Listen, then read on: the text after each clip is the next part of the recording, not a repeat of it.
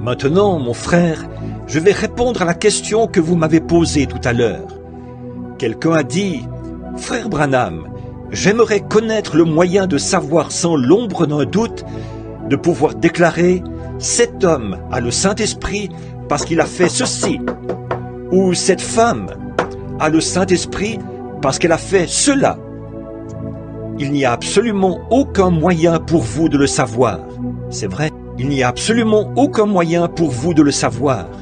Dieu en est le juge. Nous ne devons pas juger. Voyez, contentez-vous de prêcher l'Évangile, de vivre. Un homme est venu me voir il y a quelque temps. Je prêchais sur ce que je disais l'autre soir.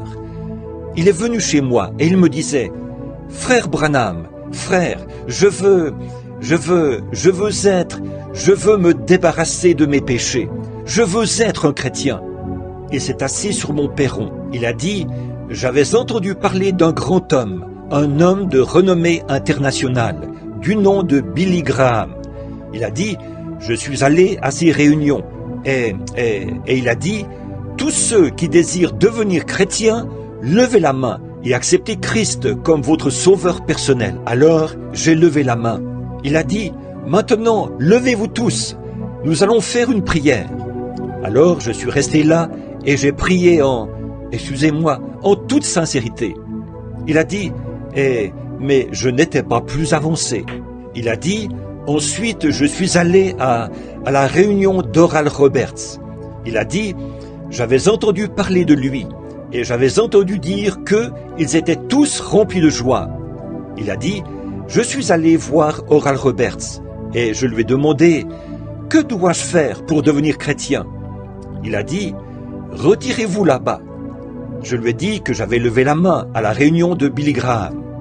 Il a dit, restez dans cette pièce là-bas, jusqu'à ce que vous soyez tellement remplis de joie que vous parliez en langue.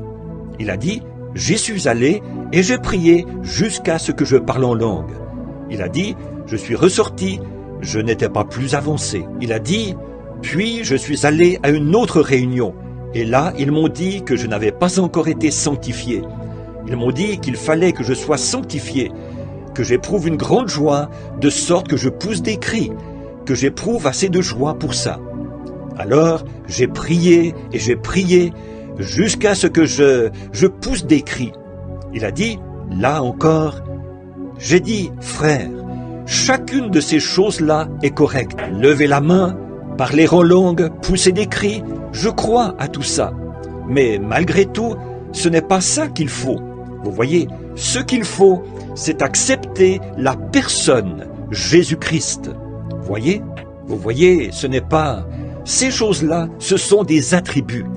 Pousser des cris, parler en langue, courir, pousser des cris, pleurer, prier et quoi encore, ce sont seulement des attributs qui accompagnent cela.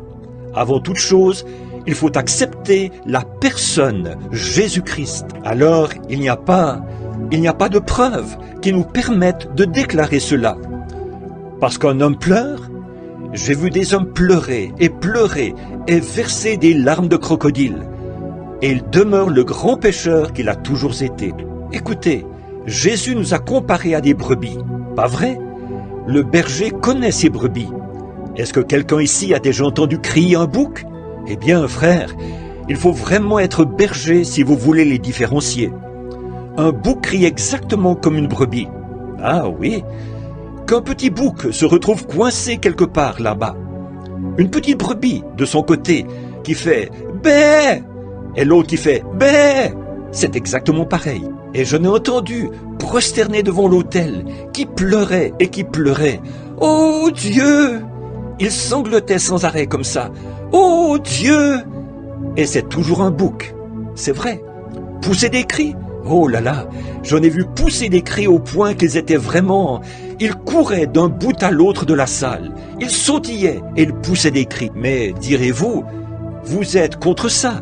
Mais non, je crois au parler en langue. C'est le don de Dieu dans l'Église. Si je retirais ça, je retirerais une partie de Dieu.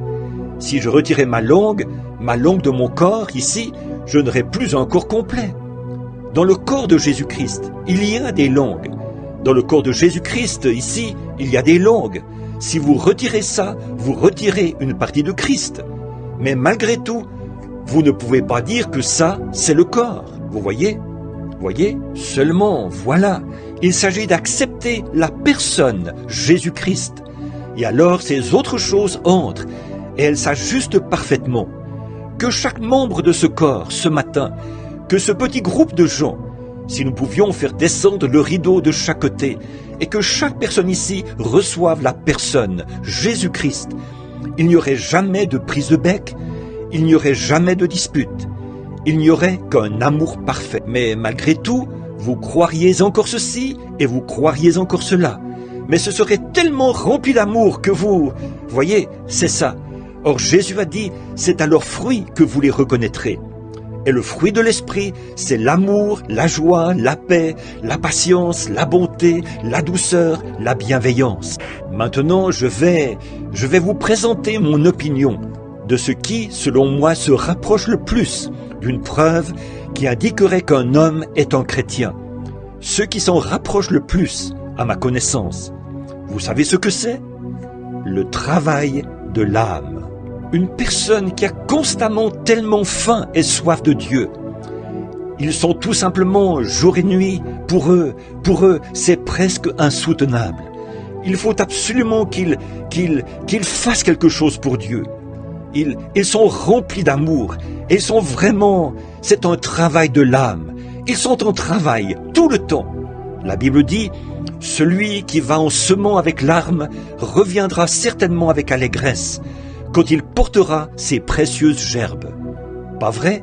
Toutes ces choses. Maintenant, regardez, si cette église, si je disais ce matin au sujet de ce petit groupe de gens ici, et que Dieu dise, maintenant regarde, William Branham, c'est toi qui auras à rendre compte de ce groupe de gens-là, de ce que tu leur dis. Maintenant, veux-tu qu'ils poussent tous des cris? Bien sûr, je veux qu'ils poussent des cris. Veux-tu qu'ils parlent tous en langue? Je veux que chacun d'eux le fasse. Veux-tu qu'ils dansent par l'esprit? Je veux que chacun d'eux le fasse. Bon, d'accord, c'est très bien. Mais plus que toutes ces choses, que préférerais-tu les voir faire? Ah, ce que je préférerais de mon Église, c'est que les gens aient sur leur cœur un si grand fardeau pour la prière, qu'ils restent ici, devant l'autel, qu'ils y soient jour et nuit et tout. Et dans leur foyer, qu'ils soient constamment en prière, et qu'ils soient humbles, et qu'ils s'efforcent d'amener des gens à Dieu, qu'ils aillent à l'hôpital faire des visites, qu'ils rendent visite aux malades, et qu'ils s'efforcent d'amener les gens à venir à l'église et à faire ce qui est bien. C'est ce que je préférerais, plus que toutes les autres choses réunies. Bien que ces autres choses soient bonnes, elles ont leur place dans l'Église. Mais même s'il fallait avoir ces choses, personnellement, c'est à ça que je donnerais la première place. Parce que si vous avez ça, les autres choses viendront. Oui. Voyez, si vous avez ça, si vous avez tellement faim de Dieu, les cris viendront. Or, si vous voyez que vous devenez indifférent, souvenez-vous bien de ceci. Attention, il y a là un autre esprit qui cherche à s'introduire. Restez là, devant Dieu, dans l'humilité, l'âme en travail. Soyez simplement, ayez à la bonne manière ancienne. Je peux prouver par la Bible que la première fois que l'ange de Dieu est passé dans le pays, afin de sceller du Saint-Esprit, il a scellé uniquement ceux qui gémissaient et qui soupiraient à cause des abominations commises dans la ville. Ézéchiel chapitre 9, pas vrai? Il a marqué d'un sceau le front de ceux qui soupirent et qui gémissent à cause des abominations commises dans la ville. Maintenant, je veux vous poser une question. Je vais vous poser à vous cette question. Nous allons terminer maintenant. Je vais faire aussi vite que possible. Qu'est-ce qui se produirait aujourd'hui si le Saint-Esprit passait dans Jeffersonville, dans New Albany et dans Louisville, afin de sceller ceux qui, cet après-midi, seraient à la maison? Oh Dieu, envoie un réveil. J'ai tellement faim d'avoir une réunion. Oh Dieu, Regarde les péchés de cette ville. Oh, n'est-ce pas terrible, ô Dieu? Oh, je t'en prie, envoie un réveil, ô Dieu. Envoie un bon prédicateur, envoie quelqu'un. Ô Seigneur, que le Saint-Esprit, où est-ce qu'il mettrait son sceau? Réfléchissez à ça.